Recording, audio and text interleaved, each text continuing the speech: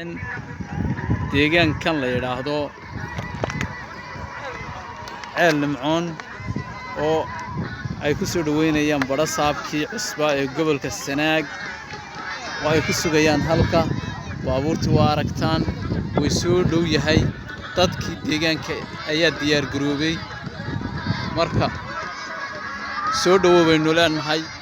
dhawoobeynu leenahay hambalyo sida aad daalacanaysaan waxa ku sugan halka xildhibaanadii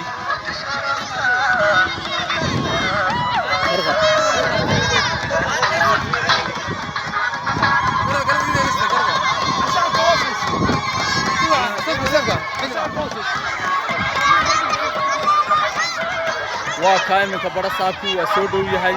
waa ka iminka soo caga dhigtay iminka wuxuu bilaabi doonaa khudbadii salaamo ahayd dhammaan baa arkaysaan insha Allah bismillaahi kariim